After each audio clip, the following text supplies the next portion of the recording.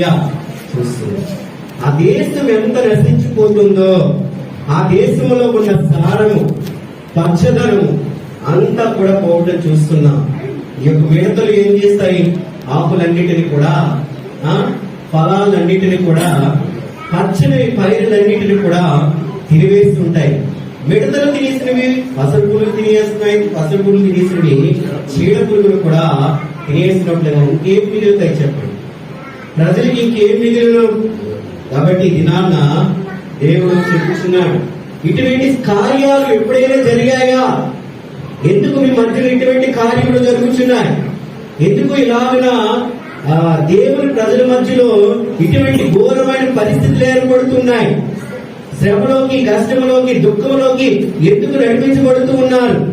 ఇన్ని సమస్యలు వారి జీవితంలోకి ఎందుకు కొనదించుకుంటున్నారు అంటూ దేవుడు తన ప్రవక్త అయిన యోబేలు ద్వారా తెలియజేస్తున్న మాటలని దినాలు మనం ఆలకించేవారుగా, మన పిల్లలు ఆలకించేవారుగా, రాబోతున్న తరానికి దాని సత్యాన్ని తెలియజేయవారుగా ఉండాలి కదండి.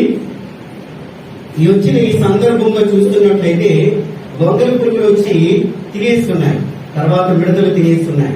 అంటే అర్థం ఏంటి చెప్పండి? ఇదొక తెగులు.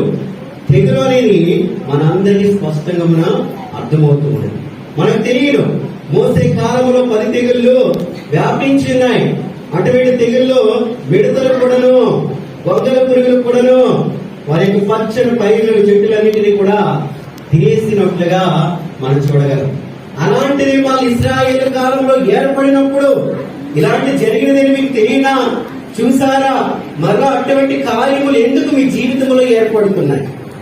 ఆనాడు ఐగుప్తీయుల ప్రజల మధ్యలో జరిగాయేమో గాని ఈనాడు దేవుని ప్రజల మధ్యలో ఇట్టి కార్యములు ఎందుకు జరుగుతున్నాయి అంటూ యోబేలు ద్వారా దేవుడు గర్దిస్తున్నట్లుగా ఈ దినాలు దేవుని ప్రజలమైన మనం అందరూ గుర్తెరగగలుగుతున్నామా? ఇటువంటి కార్యములకు ఎప్పుడైనా జరిగినాయా? కోవిడ్ లాంటి పరిస్థితులు ఇంతవరకును చరిత్రలో ఎప్పుడైనా జరిగినదా అని అడిగినప్పుడు మనం ఏమని సమాధానం చెప్పగలము? ఏమని మనం తెలియజేయగలము చెప్పండి? ఎంతో భయంకరముగా ఆ కోవిడ్ ఇన్ఫెక్షన్ వ్యాపించడం బట్టి ఎంతమంది ప్రాణాలు కోల్పోయారో, అవునా కదా? ఎంతమంది హాస్పిటల్ పాలైపోయారో, ఎంతమంది మనం చూసుకున్నట్లయితే ఏంటంట పనులు లేక ఉండిపోయారో, ఎంతమంది పిల్లలు ఆన్లైన్ క్లాసెస్ మాత్రమే వెళ్ళవలసి వచ్చింది. అనేకమైన సంఘటనలు, అనేకమైన పరిస్థితులు, అనేకమైన దుస్థితులు ఈనాటి కాలంలో మన జీవితంలో కూడా ఏర్పడి చూస్తున్నాం. మన చిన్న పిల్లలు సైతం కూడా ఈ కోవిడ్ లాంటి పరిస్థితులను ఎదుర్కోవడం చూస్తున్నాం. హల్లెలూయా. కోవిడ్ సమయంలో ఎంత భయపడ్డాం చెప్పండి? ఎంత మన ప్రాణాలని గుప్పుడు పెట్టుకుని మన ఇళ్లలో ఉండిపోయిన వారుగా, తలుపు వేసుకుని ఉండిపోయే వారుగా ఉండే భయంకరమైన పరిస్థితులు నీ నా జీవితంలో రాలేదా? ఇది నాను మనం అందరం గ్రహించుకోవాలి. ఇంటి పరిస్థితులు మన జీవితంలోకి ఎందుకు వచ్చాయో తెలుసా? ఎందుకు ఏర్పడాయో తెలుసా?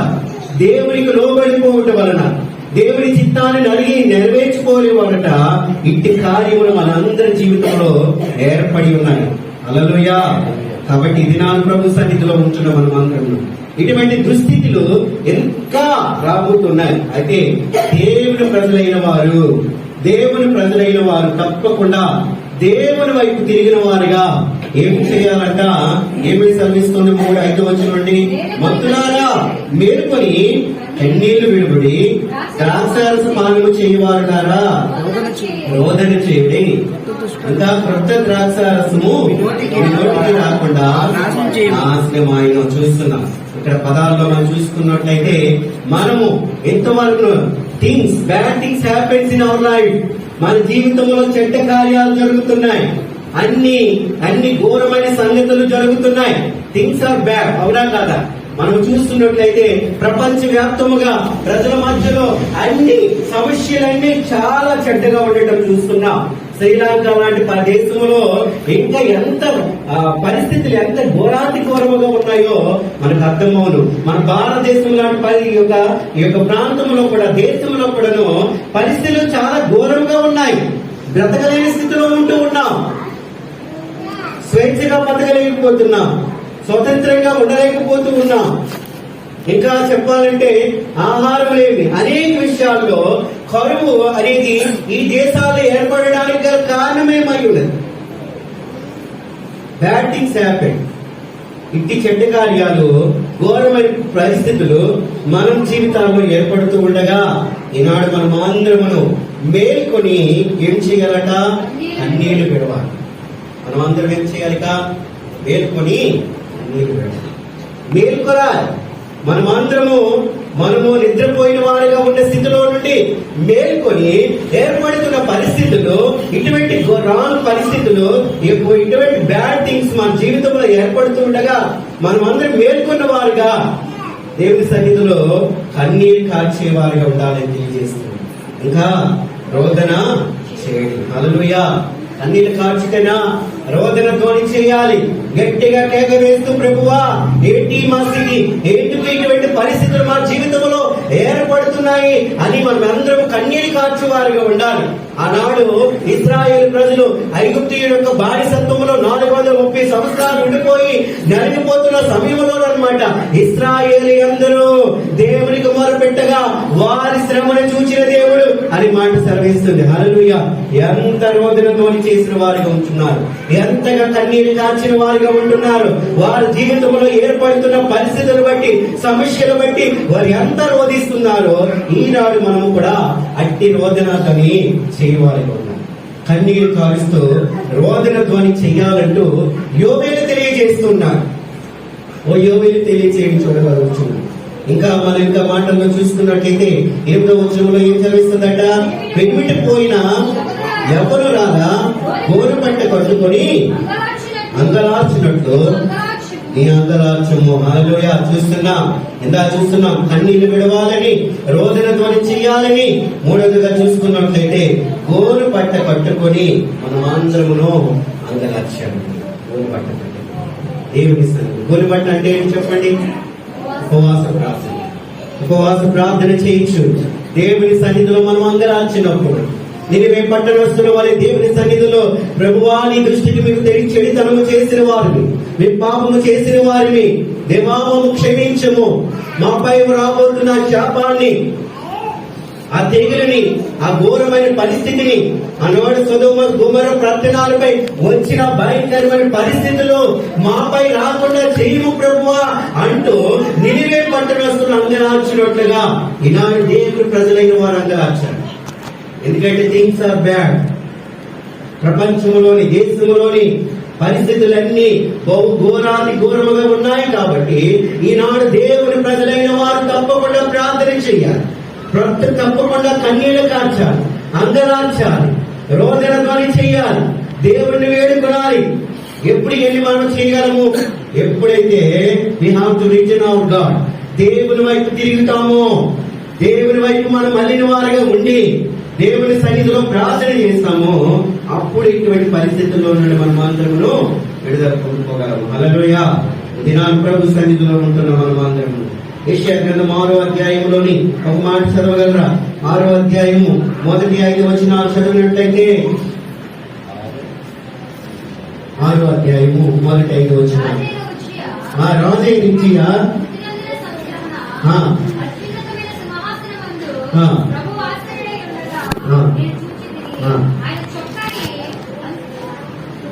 ఆయనకు పైగా శరావులను పిలిచిండిరి. ఒక్కొక్కరికి 6 రెక్కలుండెను. ప్రతి వాడు 2 రెక్కలతో తన ముఖమును, 2 రెక్కలతో తన కాలును కప్పునుచు, 2 రెక్కలతో ఎగురుచుండెను. వారు సైన్యములకు అధిపతులు యెహోవా పరిశుద్ధుడు పరిశుద్ధులని గాన ప్రతిగానం చేస్తుంటారు.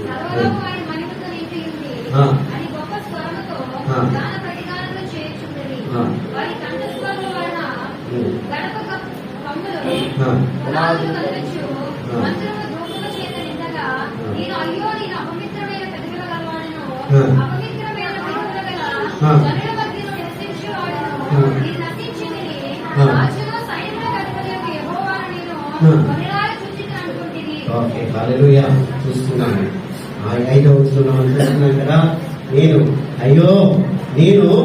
అపవిత్రమైన పెదవుల గలవాడును, అపవిత్రమైన పెదవుల గల జనుల మధ్య నివసించేవాడును నేను నశించితిని. రాజును సైన్యముల అధిపతి యెహోవా నేను కన్నులారా చూచితినంటూ దేవుని వైపు తిరిగిన ఈ యొక్క యెషయా చేస్తున్న ప్రార్థన చూస్తున్నామా? మనమందరం అపవిత్రమైన పెదవుల గలవారమని, అపవిత్రమైన ప్రజల మధ్యలో నివసిస్తున్నారు వారమని ఎరిగిన వారిగా మనమందరము దేవుని వైపు తిరిగి ప్రార్థించాలని తెలియజేస్తుంది. పేతురు కూడా ఒక దినాన్ని అలాగే ప్రార్థన చేస్తున్నాడు. లోకాసు వార్త 5వ అధ్యాయంలో 6 నుంచి 8 వచ్చిన చదవగలరా? లోకాసు వార్త 5వ అధ్యాయము 6 నుంచి 8 వచ్చిన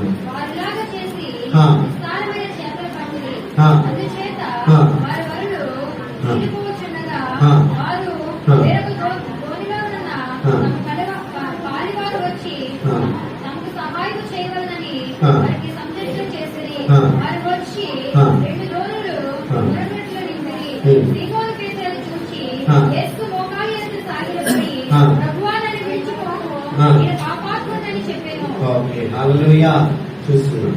దేవుని అద్భుత కార్యములు చేసినప్పుడు పేతురు దేవుని వైపు తిరిగిన వాడిగా ఏమి చేస్తున్నాడంట? ప్రభువా నన్ను విడిచి వెళ్ళము, నేను ఎవరికి తెలుసా? పాపాత్ముడిని అనే మాటలు చూస్తున్నా.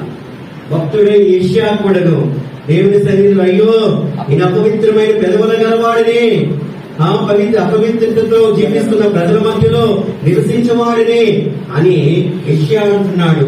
ఇక్కడ పేతురు కూడా అనటం చూడగలుగుతున్నాం. ఈనాడు దేవుని ప్రజలైన మనమందరమును దేవుని ఎదుటికి వచ్చి అవును ప్రభువా మేము పాపాత్ములమి, మేము ఏ యుక్తి లేదు ప్రభువా, అయా కేవలం నీ కృపే, నీ కనికరమే, దేవా మేము చేసిన దోషములే, మా అతిక్రమములే ఎంతో బాధిస్తున్నాయి అని మనం అందరము రోదనతో చేయాలి. కోని బట్ట ధరించిన వారమే కన్నీళ్లతో అంగలార్చినప్పుడు, రోదనతో చేసినప్పుడు దేవుడు మన ఎడల కనికరమ చూపించేవాడుగా ఉన్నాడు. Hallelujah. Things are bad but God is good. ఇది మనం అందరం అర్థం చేసుకోవాలి.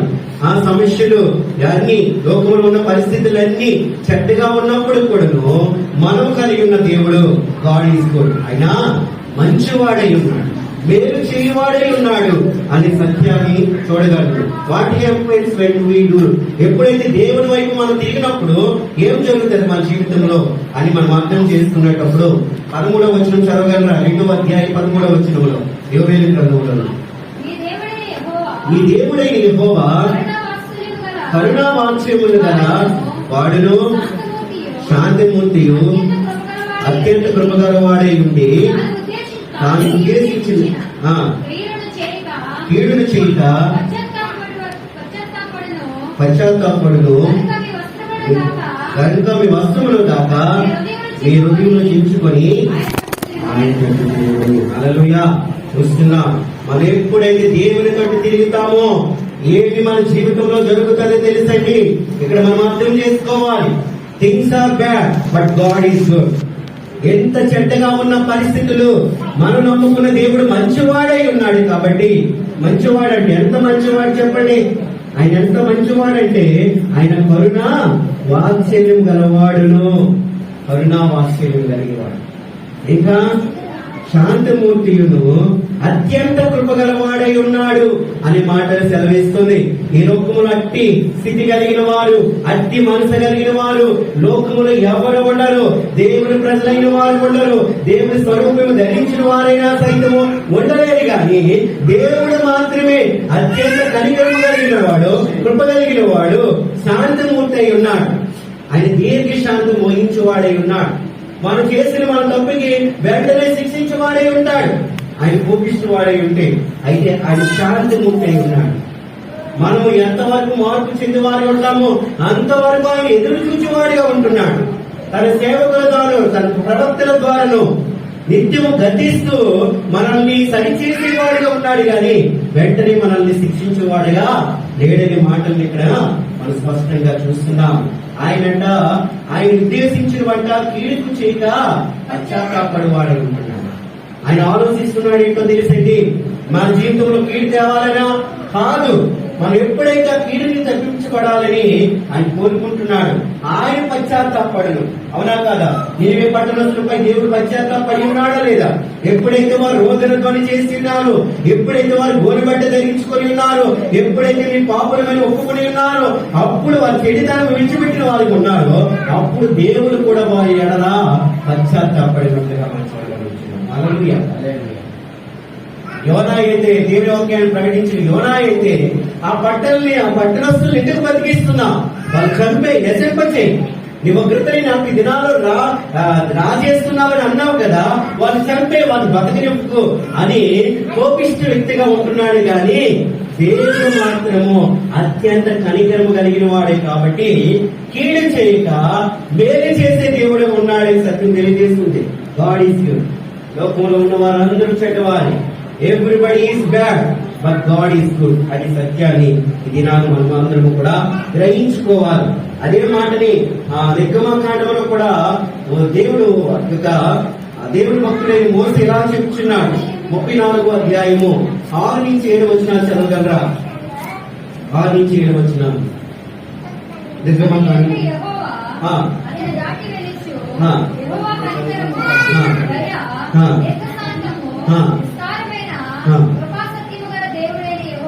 ఓకే, హల్లెలూయా.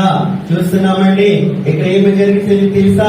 ఎప్పుడైతే సినాయి పర్వతము నుండి ఆ యొక్క మోసే ఆ 2 పలకలు రాతి పలకలు తీసుకొని కిందకు వచ్చినాడు, ఆ యొక్క ఇశ్రాయేలు ప్రజలందరూ బంగారు దూడని తయారు చేసుకొని దాన్ని ఆరాధించడం చూసినప్పుడు మోసే ఒక పలకని తీసుకొని కోపంతో విసిరి కొట్టినప్పుడు అది పగిలిపోయింది.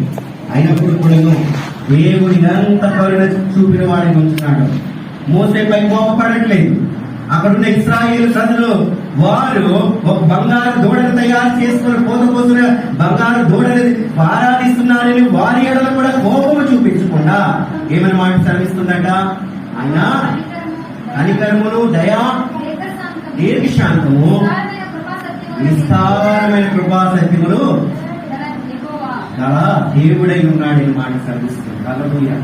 మనం ఎంత దేవునికి విరోధముగా తప్పు చేసినా, మనము పేతురు వలె అయాని పాపాత్ముడిని, యెషయా వలె మేము అపవిత్రమైన నాలుకలు కలిగిన వారిని అని మనం ఎరిగి తెలుసుకున్నప్పుడు కూడాను దేవుడు మన ఎడల అత్యంత కనికరం కలిగిన వాడిగానే ఉంటున్నాడు, కృప చూపు వాడిగానే ఉంటున్నాడు అనేది ఇక్కడ మనం గ్రహిస్తున్నాం. కాబట్టి ఈనాడు దేవుని ప్రజలైన మనమందరం గ్రహించగలుగుతున్నామా? మన దేవుడు ఎంత ప్రేమ కలిగిన వాడై ఉంటున్నాడు. కాబట్టి యోబేలు గ్రంథంలోని మొదటి 3 అధ్యాయంలో చూస్తాం కదా. ఈ మాటల్లోని మొదటి అధ్యాయం అంతా కూడా ఇశ్రాయేలు చేసిన తప్పుల గురించి తెలియజేస్తుండగా, 2వ అధ్యాయంలో దేవుని వైపు తిరిగినప్పుడు మీకు ఆశీర్వాదం దేవుడు దయచేయబోతున్నాడు, కీడు నుండి మిమ్మల్ని తప్పించబోతున్నాడు అనే సత్యాన్ని చూస్తున్నాం. కాబట్టి మనం ఏమి చేయాలి? గనుక మీ వస్త్రములను కాక మీ హృదయములను చింపుకొని ఆయన తట్టు తిరగండి. హల్లెలూయా. గోనెపట్ట ధరించేవారు ఆనాటి ఇశ్రాయేలు ప్రజలు లేదా నినివే పట్టణస్తులు, ఆ దేశపు వారందరూ ఏమి చేసేవారో తెలుసా? వారు ఎప్పుడైతే తప్పు చేస్తున్నామో అని ఒప్పుకున్నప్పుడు అన్నమాట, బూడిదలు చదువుకున్న వారే, వారి వస్త్రాలు చింపుకున్న వారే దేవుని ఎదుట రోదన ధ్వని చేసేవారు. అయితే దేవుని వాక్యం సెలవిస్తుంది, ఈనాడు దేవుడు కనికరము కలిగిన వాడు, కృప కలిగిన వాడు. కాబట్టి మీరు ఏమి చేయాలో తెలుసా? మీ యొక్క వస్త్రాలు చింపుకొనగా మీ హృదయాన్ని చింపుకోండి. హృదయమే అన్నిటికంటే హృదయములో నుండే చెడుతనము బయటకు వచ్చిన లోకములో చెడు జరుగుతుందంటే అది మన యొక్క హృదయ ఆలోచన నుండి వచ్చినవే. ఈ కీడంతా కూడా ప్రపంచ వ్యాప్తంగా జరుగుతున్నదంటే మన ఆలోచన నుండి వచ్చినవే. కాబట్టి ఈనాడు మన హృదయాలు చించుకోవాలి. ఈనాడు మన హృదయాలు చించుకొని దేవుని ఎదుట అయాన్ని పాపిని అని పేతురు వలె ఒప్పుకోవాలి. యెషయా వలె నేను అపవిత్రమైన పెదవులు గలవాడిని నేను ఒప్పుకోవాలి. అలాగే దేవుని తట్టు తిరిగి వారిగా ఉండాలి. ఈనాడు హృదయాలు చించుకున్న వారిగా ఉంటున్నామా? మన హృదయాలు ఎంత రాతి పారిపోయాయో, రాయి కంటే గట్టిగా అయిపోయాయి. అందుకే దేవుడు కూడా అంటున్నాడు అనమాట, మాలోని ఆ యొక్క రాతి గుండెని తొలగించి మాంసము గుండెని దయచేయము అని భక్తుడు అప్పుడు తెలియజేస్తున్నట్లుగా ఈనాడు అందరూ మనలో ఉన్న రాతి గుండెలో నుండి మనం విడుదల పొంది మాంసపు గుండెని ధరించిన వారే. దేవుడు ఎలాగైతే అన్ని విషయాల్లో ఫీలింగ్స్ కలిగిన వాడిగా ఉంటున్నాడు, మనసు కలిగిన వాడిగా ఉంటున్నాడు, మనసు నిలిపిన వాడిగా ఉంటున్నాడు, అట్టి మనసు ఈనాడు మనం అందరూ తెలుసుకోవాలి. పాపం అంటే తప్పని గ్రహించాలి, చెడుతనం గ్రహించాలి, మంచిని గ్రహించాలి, పాపాన్ని గ్రహించాలి. అట్టి మనసు మనం ఈనాడు కలిగి ఉండాలి. అందుకే మీ యొక్క హృదయాలు చించుకోండి. రాతి బారిపోయిన మన హృదయాలని చించుకున్న వారిగా దేవుని ఎదుట వేడుకున్నప్పుడు ఆయన కృప చూపువాడిగా ఉంటున్నాడు. మాటలను వాక్యుల ద్వారా మనందరికీ తెలియజేయవచ్చు. హల్లెలూయా. కీర్తనలు 51:17 చదవగలరు.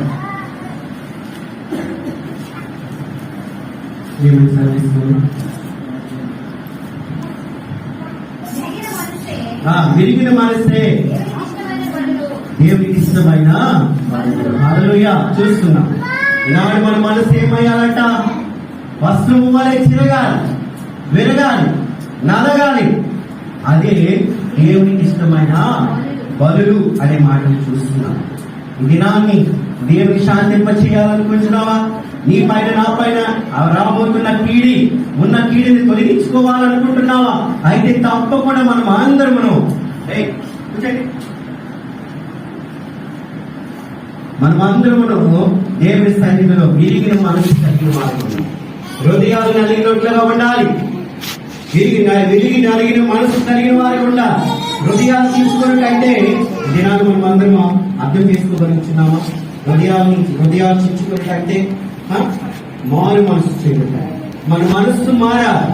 మన మనస్సు విరిగినట్లుగా ఉండి దేవుణ్ణి వేడుకోవాలని శ్రమిస్తుంది. యెషయా గ్రంథంలో కూడా ఒక మాట చదవగలరా? 57:15 57:15 యెషయా గ్రంథం ఏమని శ్రమిస్తుంది? 57:15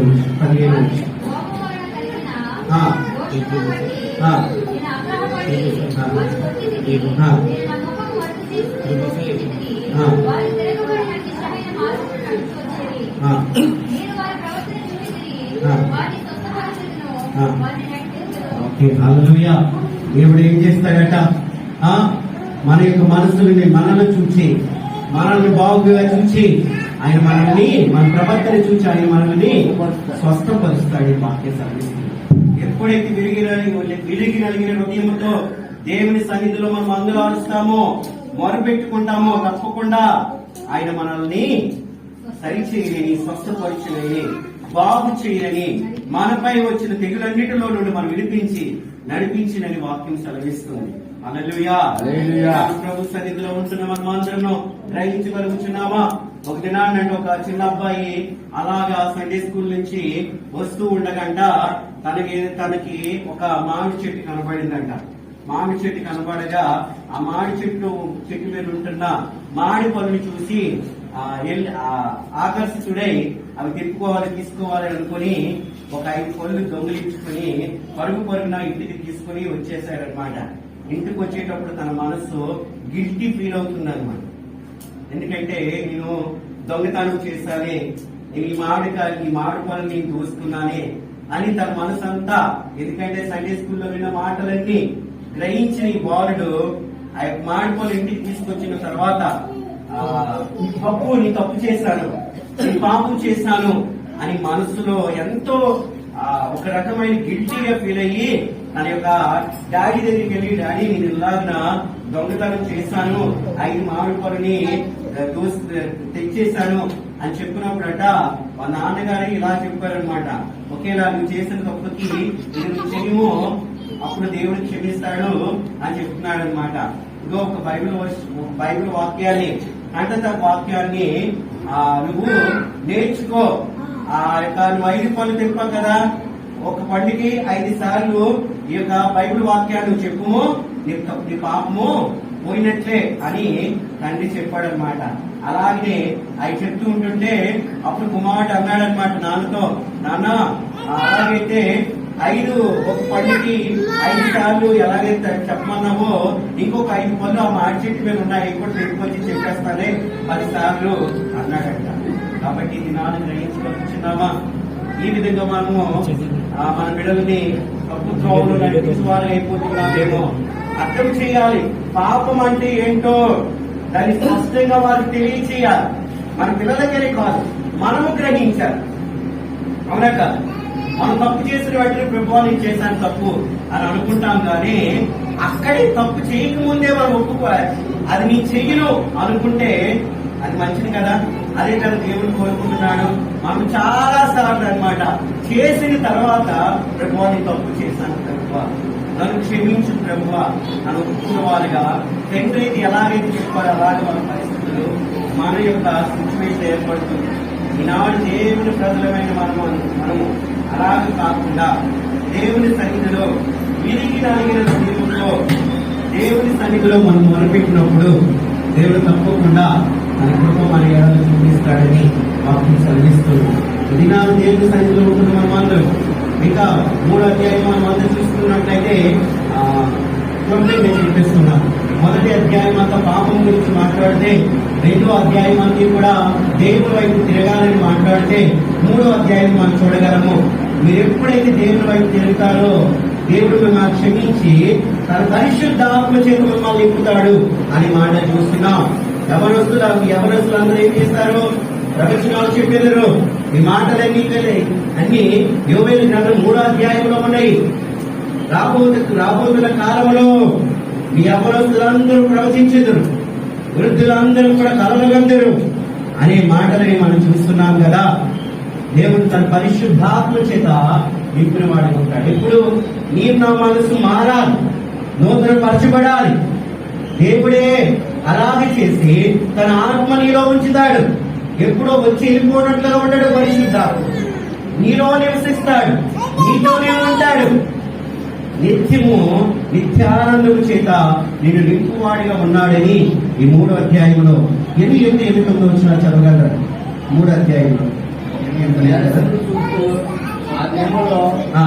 నీ పరివారం మీదను పనికత్తుల మీదను నా ఆత్మ కుమరించును. మరియు ఆకాశమందు భూమి అందును మహత్కార్యములు అనగా రక్తములను అగ్నిని ధూప స్తంభములను కనపరచుదను. యెహోవాకు యెహోవా యొక్క భయము. ఎన్నో వచ్చిన చదివారు? 30 3వ అధ్యాయంలో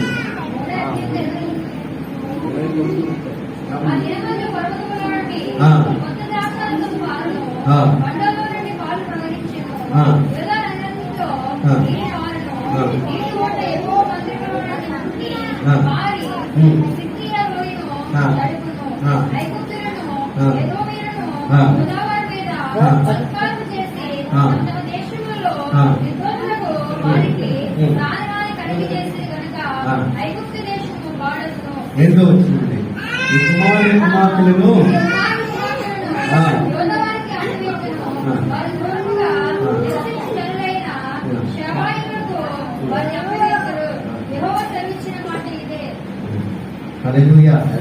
చదువుకుని వచ్చిన ప్రకారంగా దేవుడు తన యొక్క సమృద్ధి చేత మన అందరం నింపునని, ఇంకా అన్ని జనుల్లో ఇంకా దేవుని యొక్క శక్తి ఆత్మ ప్రతి దేశంలో నుండి వచ్చి ప్రతి ప్రపంచంలో ఉన్న ప్రజలందరినీ నింపులేని సత్యాన్ని వచ్చిన భాగాల్లో మనం చూడగలం. కాబట్టి ఈనాడు ప్రభు సన్నిధిలో ఉంటున్న మనం అందరము ఈ దినాన్న ప్రభు యొక్క ఆత్మ మన అందరిపై మొదటిగా 2వ అధ్యాయం అనుకుంటాను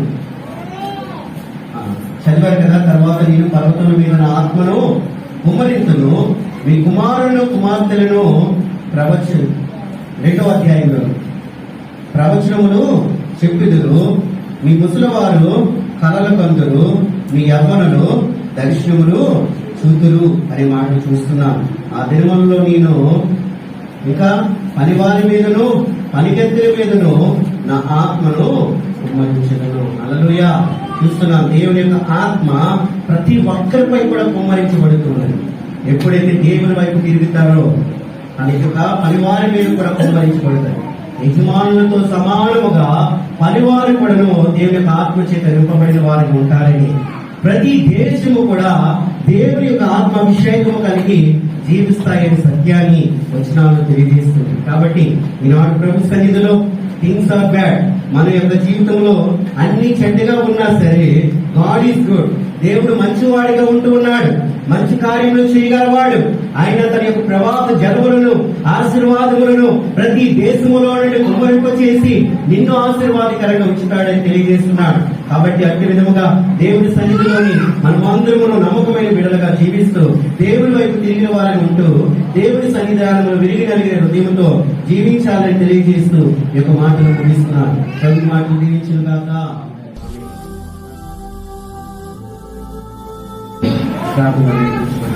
పరిశుద్ధ తండ్రికి వందనాలు.